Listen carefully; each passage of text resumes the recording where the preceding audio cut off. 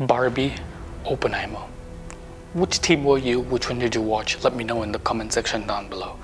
But there was a third movie that all of us missed because of its untimely release and the fact that it wasn't marketed that well, but it created controversy after its release in certain countries. I think still hasn't been released in India. It's going to be released very soon in mid-August or September. So stay tuned, and in today's episode we're going to go over the technical and creative aspects of the movie. Then I'm going to explain you what the actual controversy surrounding the movie is, and then I'm going to give you my final opinion and take on this movie. So the technical creative aspects of this film is a very technically sound film. Introduction itself is very hard-hitting, it's disturbing. I don't want to give away too much of the plot, but we're going to go over the plot in the surround when we're going to talk over the controversy. So it's very disturbing at the beginning. It's the hard-hitting introduction. You know the tonality of the film right away. It tells you that it's not for the faint-hearted, and you cannot watch it with little kids. You have to watch it with adults. It's nothing sexual, but the way the plot moves on and what the scene is, it will hit you like a truck. Believe me. The acting, all of the actors, they're not very well known. I think the main lead was in a show called Person of Interest. Then he was in The Passion of Christ. Then he got pretty much banned by Hollywood. We're going to go over that later on. But not very well known star cast in the movie. Yet everyone has done their role very, very well. The background music elevates every bit of emotion shown in the film. You feel exactly how you meant to feel what is presented in the scene because of that brilliant background music. And also the way they've shot it, it's certain scenes that would have been very bold to show. They have filmed it in a way that doesn't seem disgusting, but it hits you because it's pretty much telling you what's happening as well as not showing it to you at the same time. There's not a single second you won't feel the tension. You're always feeling uneasy until the climax of the movie. You still don't know what's going to happen. You're always disturbed. It really hits you hard, right from the first second till the end. What could have been improved with the movie is probably the marketing side. They shouldn't have released it with movies like Barbie and Oppenheimer. They knew they were going to do well. This movie got dragged away, and I don't think it got many many cinemas screenings as well because of the controversy around it. Now we're going to go over the controversy. I'm going to be trying to be as neutral as possible. I don't want to mix in my political opinion in this. Basically, that controversy is the people that part of the cult, it's sort of a cult, that people part of that cult believe that Trump was actually trying to secretly clear out a pedophile ring within the elite of USA. So for example, the Hollywood, the high-level politicians and blah blah blah. How true is it? I have no clue. Do not ask me questions about that. I'm just explaining you what QAnon is, what the cult is, and because the main lead actually endorses and believes in that, that is why the left wing or liberals, mostly the left wing and liberals, very few of the right wings, have been criticizing that because the actor believes in it, they do not want to watch the movie. So that's one of the reasons they don't want to watch it. They do not believe in the final product of the movie. That is the main controversy that is surrounding. So QAnon, the cult, the main lead endorsing it, and also because Donald Trump himself has been endorsing the movie and is telling people to watch it. What he exactly said in his tweet or how he says it, I don't know. But he has been endorsing it and has been asking people to watch it. And these are the few reasons most people who are on the liberal side of the political ideology and the left-wing side have been trouble accepting this movie. What my opinion is on this, we'll go over that later on. I'm just presenting you what I've researched. Please do not target me. I'm not on any side of the thing. I'm just as a filmmaker and a film critic trying to tell you what the controversy is. I have to do this because the last time I made a video on the Kerala story, I got plenty of hate comments on that. So I'm still trying to be as neutral as possible. So basically what the movie is about is, I'm going to spoil you for all of you. Children are snatched away from streets. So the movie starts off with CCTV footages of different parts of the world, different cities and rural areas or neighborhoods, and kids are snatched away by strangers and taken away and probably put into child trafficking or human trafficking or prostitution or sold into like all those kinds of rackets. all those illegal activities. So that's what the introduction of the movie scene is. And then it shows a family in Honduras whose kids are taken away for a modeling contract, child fashion modeling contract.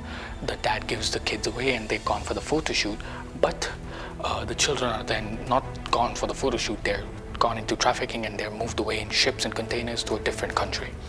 So then the people who try to rescue the policemen, they try to look for this kid. That is what the whole movie's about. So it's a brother and a sister. The police lead in the movie managed to catch the little boy, managed to finally rescue him.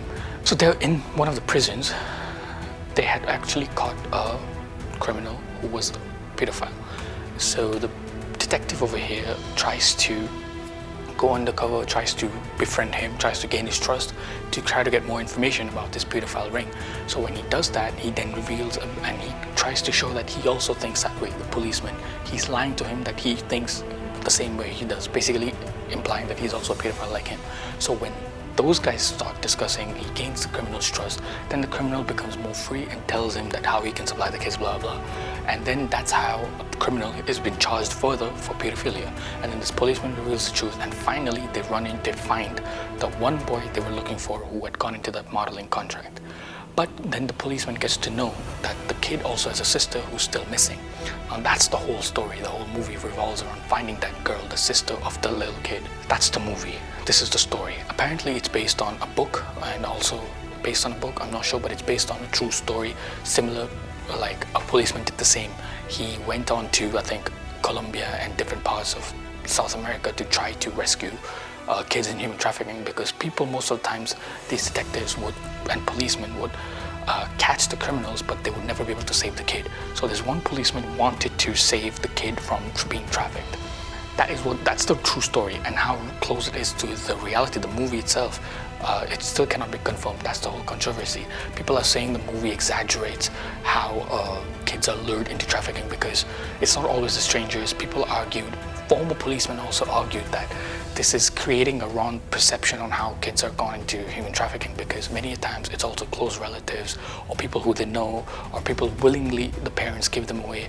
So the laws have to be much tougher than just implying that strangers come, snatch the kid away, and then they're into human trafficking. Like, it doesn't work like that. That is one controversy that's surrounding. People are arguing that this movie creates a false perception of how human trafficking works and how it can negatively affect the system, the legal system, when they create laws. Another part of the controversy, the false perception of human trafficking. That's basically what I'm trying to say. So I've told you the whole story of the movie, how it starts. So the controversies we're going to go over once more. The QAnon cult that I mentioned, because the main lead endorses it, and it's this cult. It's not based on facts. It's based on people's opinions, and it's like flat Earth theory. You get what I mean. Then you have the Trump endorsing it. Not many people endorse Trump's ideology. Because of that, people are criticizing it. And lastly, the part where the people are saying that it doesn't depict human trafficking in an accurate way, and it can be harmful to in the legal system and to the people themselves, and how people can prevent and keep their kids safe. So these are the controversies surrounding the whole film. We've gone over the technical creative aspects, we've gone over the controversy, and now we're going to go over my final opinion on this movie. I think it's a well-made movie, technically speaking. As a filmmaker, I enjoyed watching it. I enjoyed how the camera work was done, how the sound was done, how the acting was presented. I wasn't bored into the story. So just as a filmmaker, I enjoyed watching it. That's where I'm going to stop, because I don't know the politics behind it. I don't know how close it is to reality or the truth. I don't know how controversial the main lead is. And I don't know who's endorsing it, what's QAnon. It's none of my business. I'm, as a filmmaker, watching it. It was technically made well, and I enjoyed it. Watching it, it was thrilling. Now, going back to the is it close to reality of human trafficking or not? I don't think movies are the way to learn about how to prevent human trafficking. If people are afraid, saying that it depicts a wrong image about human trafficking, sure, they might be right. They probably know more about how those illegal activities are carried out. But in my opinion, nobody's going to watch a movie and get inspired on how to prevent human trafficking. The legal system works on its own separately. I think movies should be seen as movies and nothing more. It's telling a story. That's it. It shouldn't be taken that too much seriously, and people shouldn't try to shove down their political ideology into that film. It's a creative field telling a story. Watch it and move on. If you didn't enjoy it technically, sure, but why are people trying to force their political ideologies into the movie? That is what I don't understand. Maybe there's something I'm missing. If you could let me know in the comment section down below what the main lead is into, what he endorses, what his ideology is. I've never even read about QAnon before trying to see the controversy surrounding this film. And personally, I don't care what Trump says. I'm not going to endorse whatever he says. I watched it as a filmmaker or as an aspiring filmmaker to learn from the movie what is a controversy and technically what it was made. That's it. Simple as that. For me, it's as simple. I don't really enjoyed it. It was a bit longer than I wanted it to be. There was so much to cover in this video because I want to go over the movie itself, technical, creative aspects, the controversy. I wanted to be as careful as possible while just explaining the facts. And my opinion that movies shouldn't be taken that too seriously. So all over, please like my video if you enjoyed it. Do not forget to subscribe to my channel, and do make sure you smash that bell icon as hard as you can so you can get instantly notified whenever I upload a new video. I'll be making more videos on this, and I also like to announce that I've started a new show where it's called Take 2. I will be remaking iconic scenes from movies. So I'll be taking a scene of a movie, for example, say The Godfather. Al Pacino is planning out killing the police, for example. I will rewrite the whole scene. I might take away the characters, I might add a few characters, I might change the whole setting, I might change the way they dressed, what language they speak in, everything. I might change all of that. And then I will rewrite it, I will reshoot it, I will re-act it myself, and I will re-edit it myself. It's basically gonna be if I were to make that particular part of a movie. So it's gonna be movies like scenes from Bollywood, Hollywood, whatever.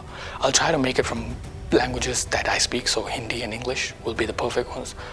And if you have any suggestions for that, do let me in the comment section down below. The link of my new Take 2, the first video, is in the description box below. Keep watching movies and take care. Bye-bye.